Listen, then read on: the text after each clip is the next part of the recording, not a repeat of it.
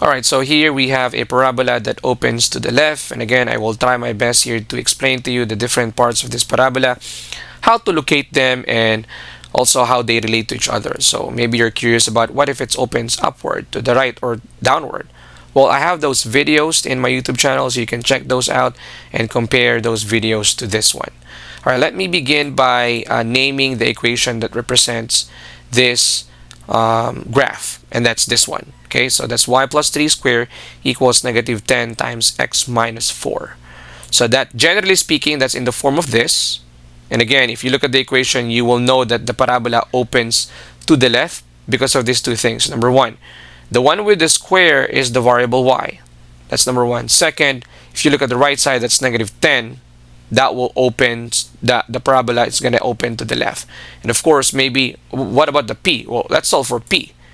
P is negative 2.5. So 4p equals negative 10.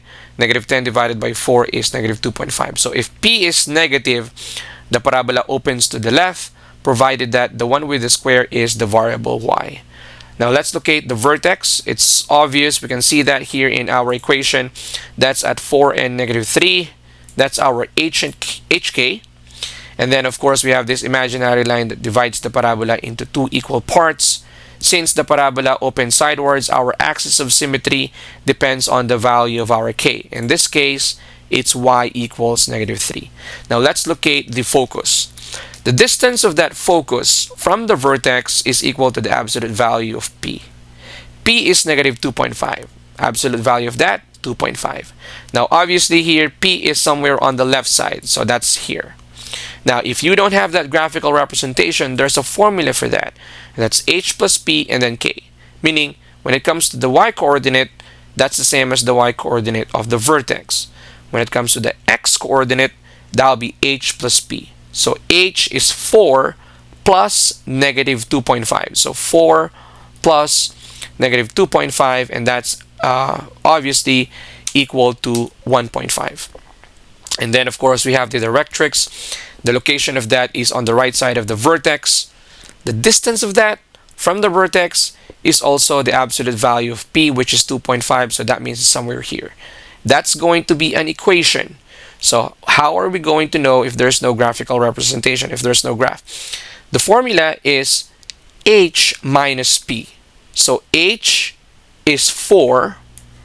Okay, so that's 4, right, minus negative 2.5.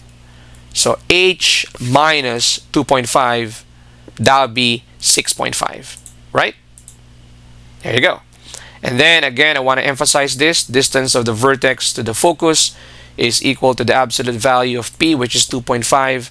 That's the same as the distance of the vertex to the directrix, which again equal to the absolute value of your p. And again, I want to show this to you, second to the last, ends of our LR, or the latus rectum. We have this point right here. The coordinates of that, we will be able to identify the coordinates of that by using the formula.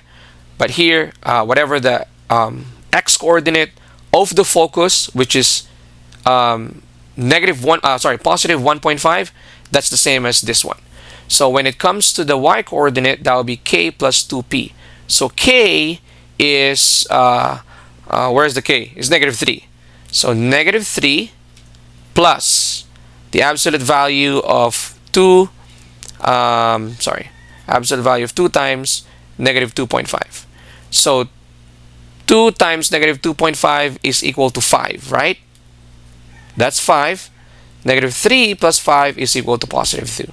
So there you go. These are the coordinates, the x and the y. Alright, so the other end of this LR is this point, and again, the x coordinate of that is the same as the x coordinate of the focus.